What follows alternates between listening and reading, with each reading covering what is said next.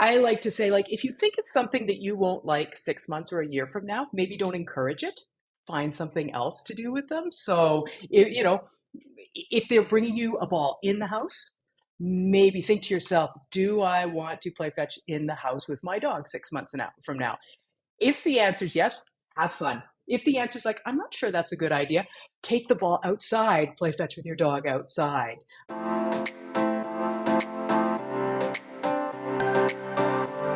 Welcome to the Pet Care Report podcast by Pet Summits. Here's your dog training host, Melissa Viera. Hello and welcome to the Pet Care Report, dog training interviews. I'm your host, Melissa. I'm super excited to be here today with Lisa Wright. Lisa has over 30 years of experience in the dog training industry, and she is experienced in all kinds of sports. So one of the things we're going to talk about today is herding. If you have a herding breed, you certainly will want to give this a listen. But Lisa also is experienced in rally and I believe flyball as well. So lots of different sports and agility. Oh my goodness, there's a whole list. So we have a lot to talk about and I'm super excited. Thank you, Lisa, for being here. Can you tell me a little bit about your journey into the world of dogs? Well, it's a long one because I'm old.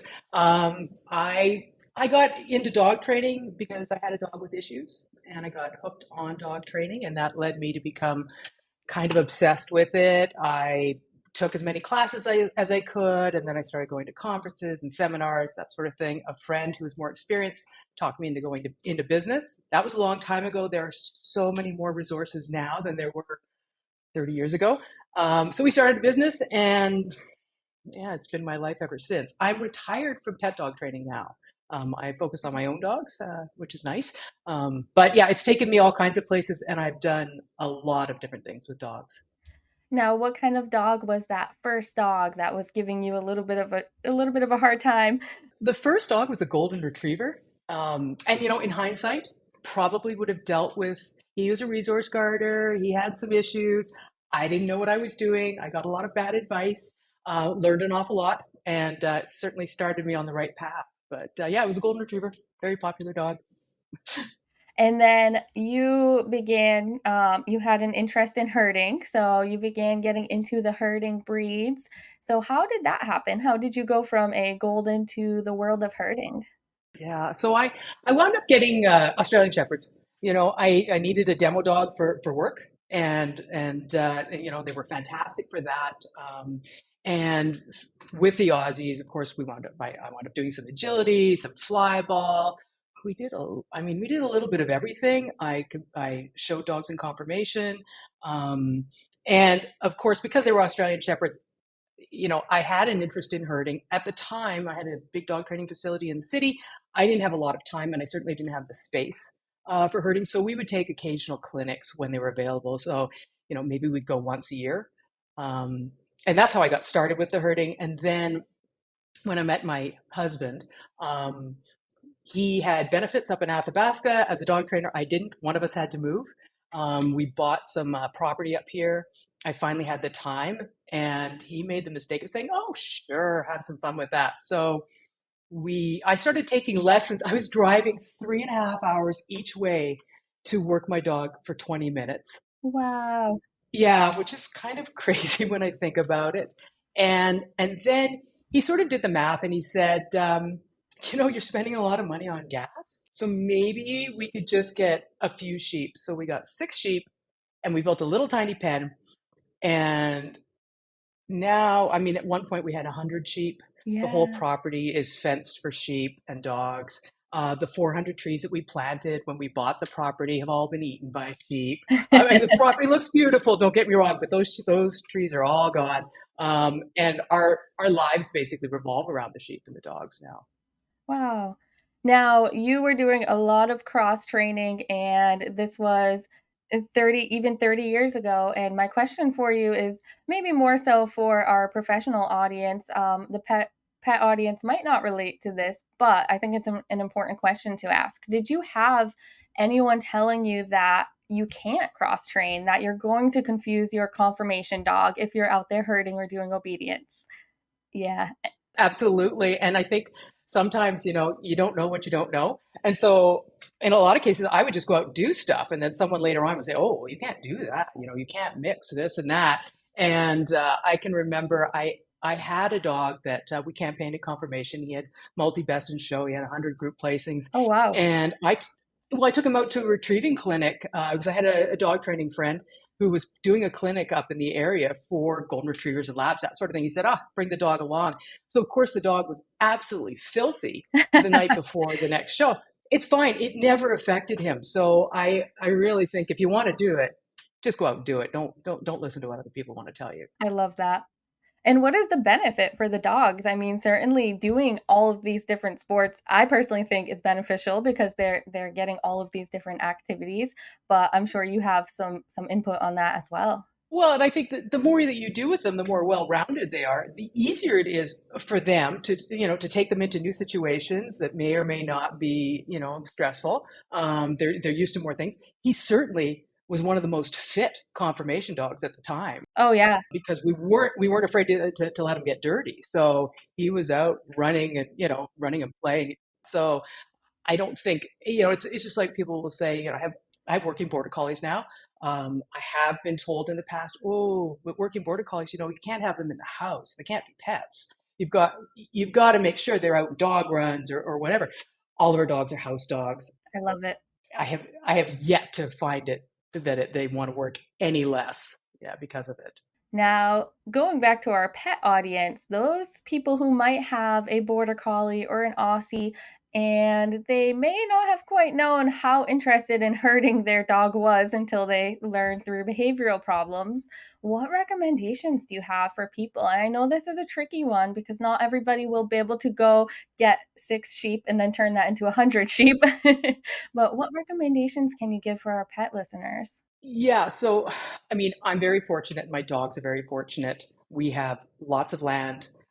We have obviously sheep. They're able to go and work daily. However, they don't get worked every day. And I have, commitments that help to pay for the bills so that we can play with the sheep. So they have downtime, that sort of thing. Um, you could do an awful lot with a dog that isn't related to herding that will help it. I do a lot of, we walk on the trails a lot of free running, where the dogs are just running while I'm walking, being dogs, not doing anything specific. There are so many dog sports that you can get involved in with now with your dog, fly ball, agility, scent work, rally. The options, I think you can do, you can get trick titles now with your dog, and you can do it from home. Apparently, you don't even have to, drive somewhere. So there's lots of options. So the secret is keeping those minds busy and active. To a point. Okay. To a point. I do find that when I speak to people who are getting their first border collie and that they've heard, border collies are really intelligent and they need to work. I have sheep. My dogs work sheep. We don't have sheep in the house. So we don't work sheep constantly. So you don't want to feed into the whole, well, they've got to be doing something all the time. Because they are workaholics. So a little bit of downtime is also good. Star, who is my main trial dog, she and my husband Travis watch sci-fi every night, and they eat cheesies or popcorn most nights. It's good for both of them. So it's not all about work. Yeah. And do you spend a lot of time training for that off time? Or do you find that it comes pretty naturally because you're just working that into their routine? So they're really acclimated to being able to shut off. Yeah, I think I've been doing it long enough now that I don't really think that much about it. Yeah. So it just kind of fits in with our schedule. But I do spend a lot of time I've got two young pups right now. They're 9 months old.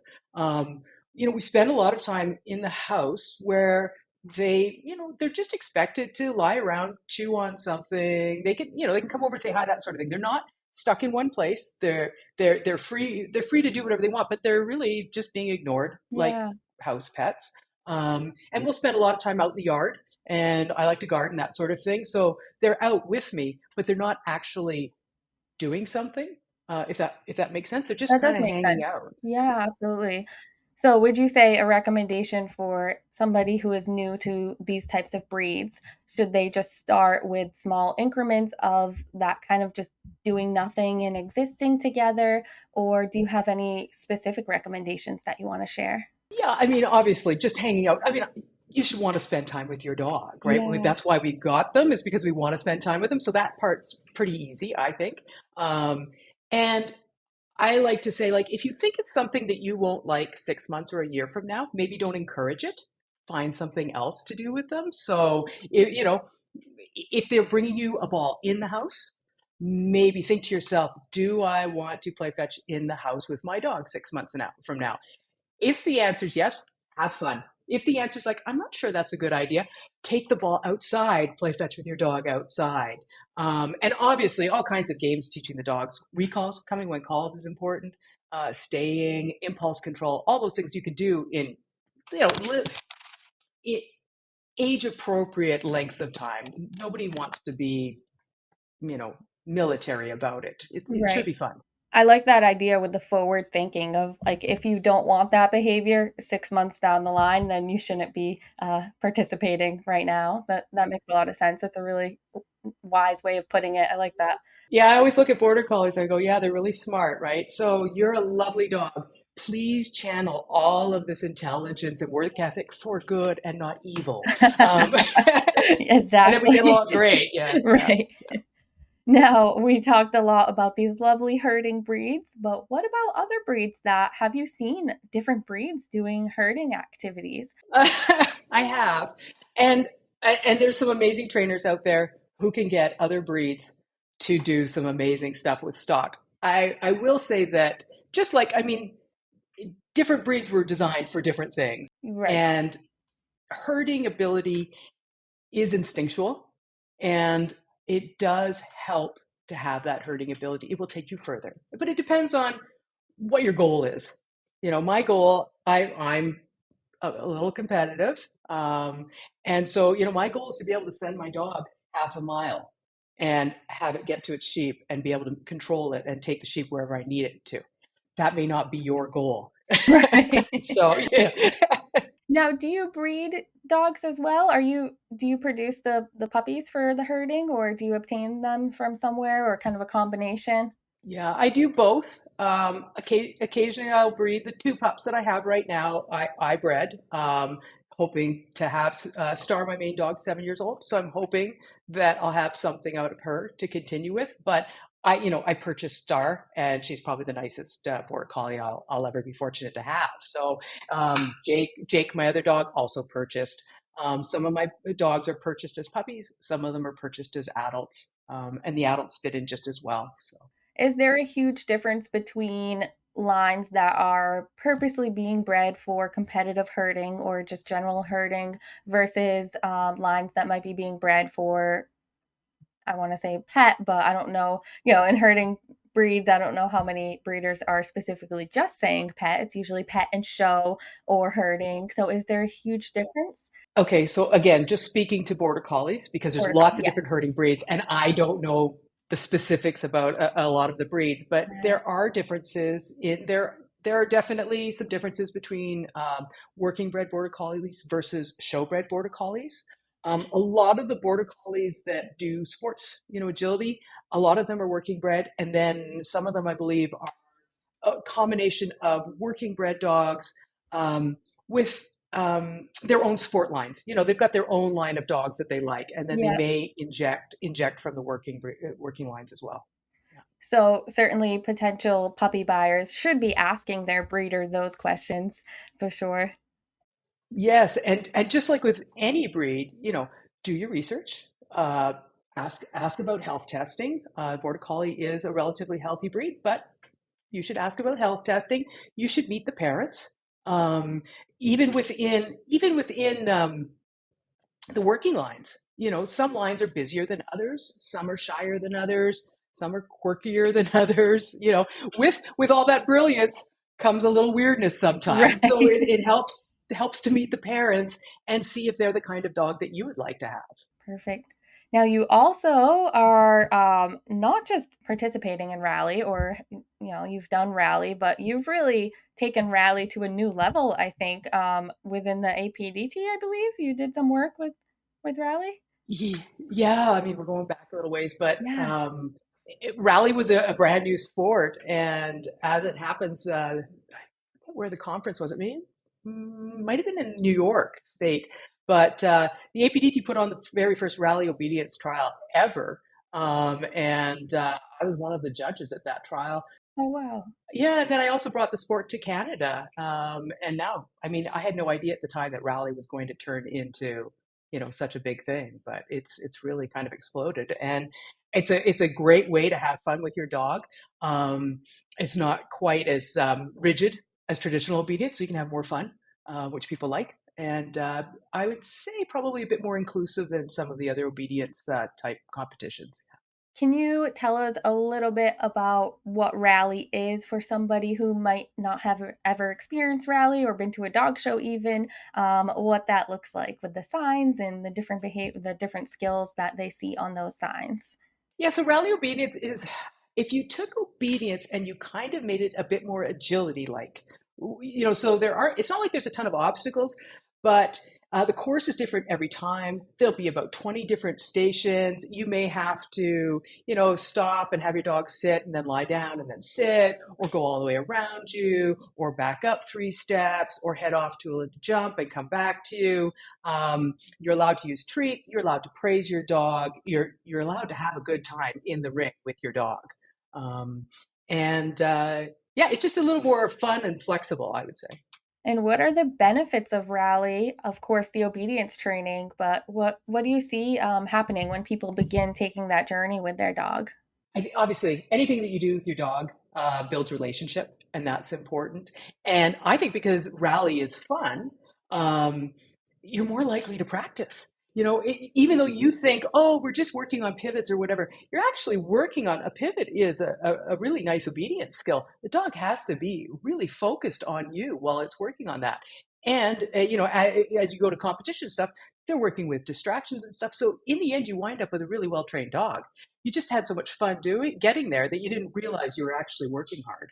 What are the prerequisites, would you say? If somebody is interested in rally, where should they start? And I know, of course, rally, for our listeners, there's many different organizations. So there's AKC Rally, which is a little bit different. You're going in the ring, you're not using treats, but you are allowed to praise the dog in AKC and talk to them. And we're talking about is it still, it's APDT Rally? Or I don't know. I believe so. I'll be honest with you. I've been retired for a few years, so I'm a little bit out of the loop as to how many organizations there are now. But I would say there's rally classes all over the place. Yeah. So I would just check with your local dog trainer and find out who's running classes. Yeah, and go from there. And that way there too, you'll find out, so let's say APDT Rally is really popular in one area, but not in another. There's probably another organization running a rally there. So that way you can just get in with the people that are actually doing it in your area. That's a good point.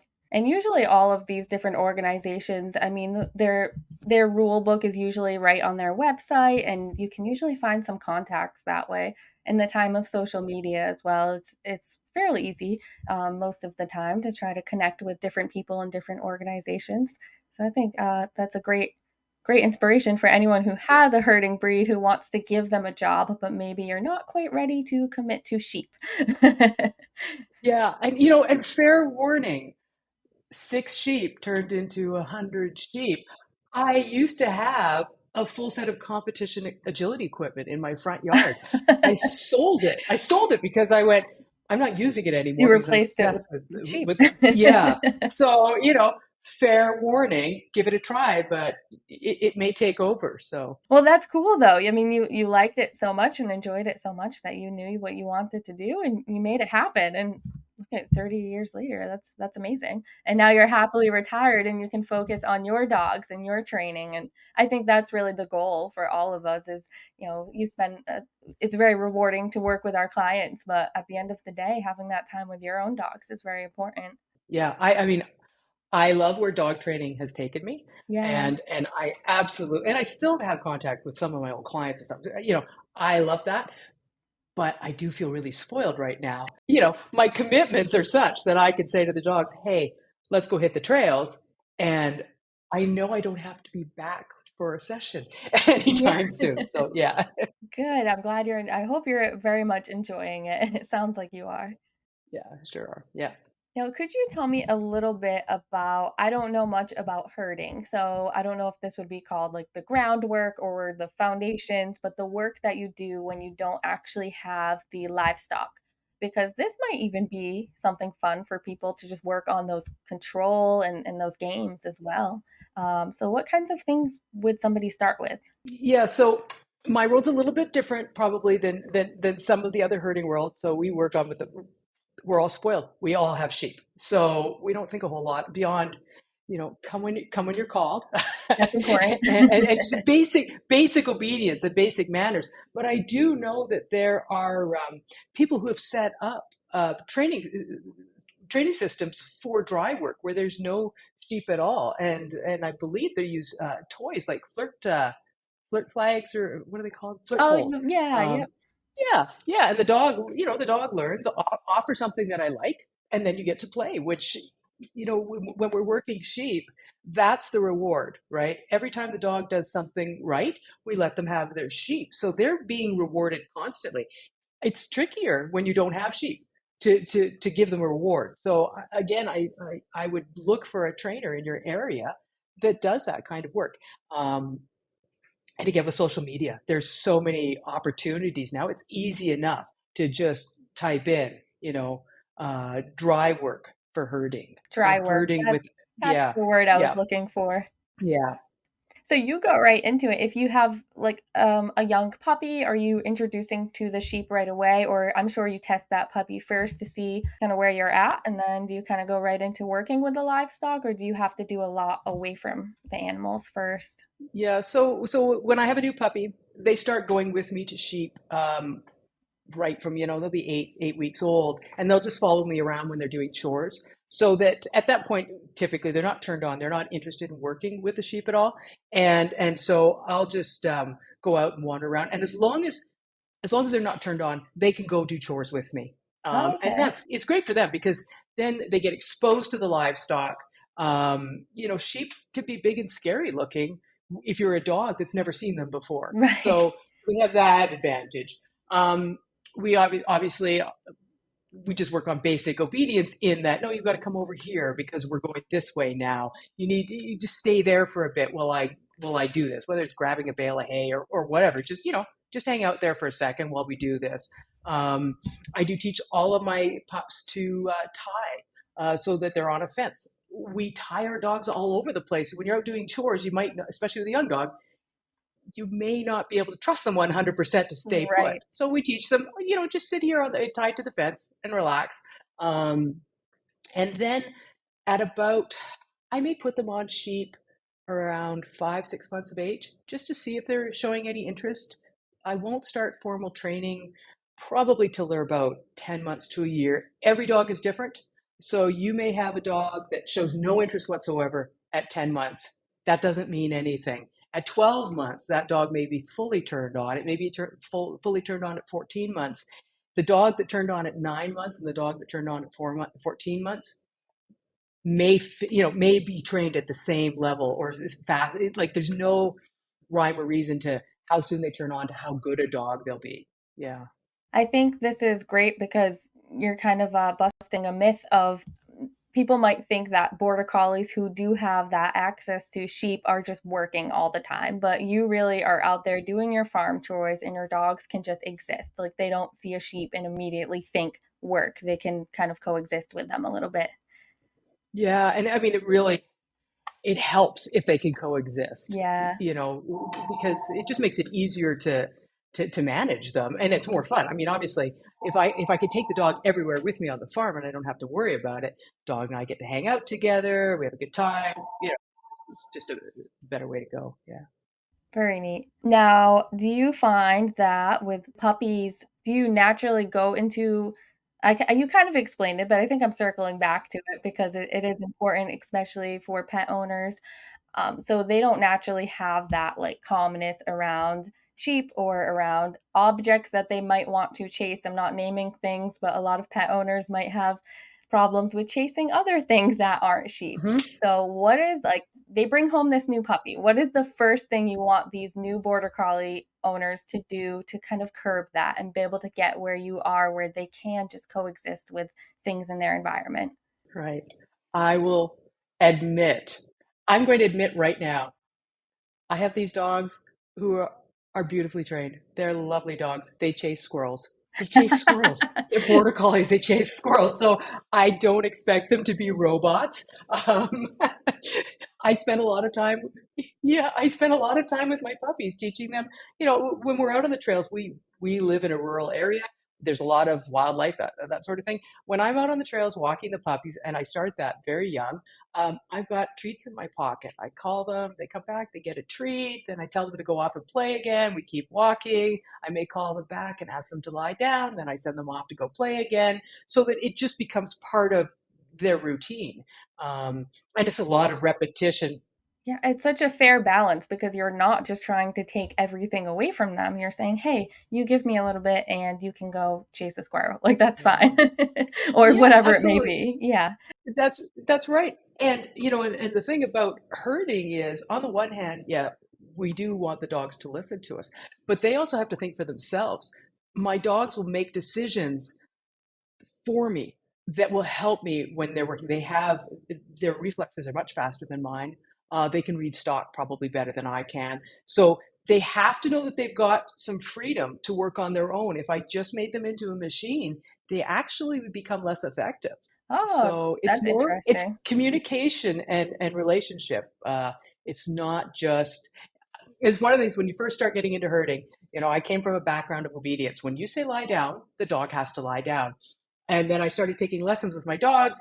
And the instructor would be like, "Well, you need to lie your dog down." And so I'd be pushing lie down. Well, no, no, no, not now, not now. And he said lie down. Yeah, yeah, but he didn't need to lie down there. He just needed to check. He just needed. And now the sheep have changed, so you need to. So it really kind of blew my That is mind to super begin with. That interesting because at the end of the day, I mean, if you're training the dogs to only listen to you, you might be wrong. Like you said, yes, they read sheep better than we do. and I still apologize to my dog. Yeah. Not as often as I used to, but I will say, usually it's that I've given them the wrong flank, and and they look at me like, you don't really mean that, do you? And I'm like, oh, right. Sorry. Or I'll be insisting on something and they're like, yeah, but we could tell if we do that, we're going to lose a stock or something, especially with chores and stuff. They know the routine. Um, they can get to the point where they really do the chores on their own. And I'm just there to open the gates. Yeah. So it's not the kind of obedience that you expect in an obedience ring or a traditional setting. And I think that can even apply to pet owners who aren't herding because, I mean, if they're only following our commands and they're not thinking, and I'm only using the word commands because this is what everybody knows. um, That's yeah. right. Yeah. So if they're just following us and they're not thinking for themselves, I mean, that can possibly get them into a pickle every now and then. Sometimes we have to let them decide, like, hey, I don't want to lay down or sit in this situation because I'm trying to tell you that this dog over here is scaring me, or so I think that's a, Yeah. a really good point, even outside of herding. That's a great concept. Yeah. And I mean, and especially when you're learning something, I know I'm not perfect, especially when I'm starting out. And if if the dog's in with sheep, which is very exciting and possibly stressful because they're not sure the sheep are much bigger than they are. And then I'm shouting at them, do this, do this, do this. It can be overwhelming. So there's some give and take, and to expect perfection is to expect a lot. I am close to perfect, but I'm not quite there yet. So I would like to think that I don't expect more of the dogs than I expect of myself. I love it. This is some great information. I think this can apply to any dogs and any type of training because I get the feeling that you are just very fair with your dogs, and that is always good to hear. And your dogs are having a good time, living their best lives, really doing what they love. That's amazing. Yeah, and really, if you're fair with them, they'll give you more. Yeah. If they feel that they're a part of a team, they will try hard for you. So, it's just it's more of a partnership rather than I'm in charge. And don't get me wrong, I pay the mortgage, so I am in charge. It's not Yeah. it's not chaos around here, but I I try to be somewhat flexible as well. It's a balance. Yeah, and there's some hard fast rules. No different than with people too. There are some things you can't do because they're dangerous. But I'm doing that to protect you. But for the little things, then I may also go, okay, so I understand that you can't give me what I'm looking for down the road now. But if you can give me something close to that, I'm going to reward it, knowing that that will encourage you to progress. Yeah. Do you have any tips that you want to share with dog owners and just anyone who a dog parent, anyone who has a dog? It doesn't have to be a herding breed. You have a lot of experience. I know it's hard to sum it up in you can't sum it up in one tip, but what is one last thing you want to tell our listeners? Tips or inspiration? My big thing that I gained out of it, like, spend time with your dog if you can. Just hanging out, not on a leash, in a free, safe space, walking with them. They really enjoy going for free walks, which sounds, kind of silly, but they really enjoy that. They really just like our company. So don't always feel too that you need to fill all their time with activity, structured activity. There's nothing wrong with, stopping to smell the roses. And I enjoy the downtime with my dogs. We only train, my open dogs probably only train for 10 or 15 minutes on an average day. Um, some days we'll work harder depending on our goals are, but we'll go for a 6 kilometer quad run, which they love, right? And then we'll just spend the rest of the day hanging out. Yeah. And sometimes they're doing nothing. And I used to think, oh, I need to do all these things with the dogs. When I kind of relaxed about that and just said, oh, let's just hang out, I think we've all done better for it. So just enjoy them. I love that. Just spend time with your dog. Sometimes it's that simple. Just that time together. Yeah. Sometimes it's watching sci-fi and eating popcorn. Yeah. That sounds like a really good night. Well, thank you so much for being here. I'm not going to go into where to find you because you don't want to be you don't want to be No. found. So you are enjoying your retirement, but Yeah. you have so many wonderful gems of information, and I'm so appreciative that you shared this with us, that you shared this with me as well as the listeners. So thank you so much for being here. And for anyone listening, we would love for you to subscribe and catch those next episodes we have planned. So we have a lot of exciting episodes planned, and you can subscribe at petsummits.com. All right. Well, thank you, Lisa. You're welcome. It was a pleasure. Thanks for having me.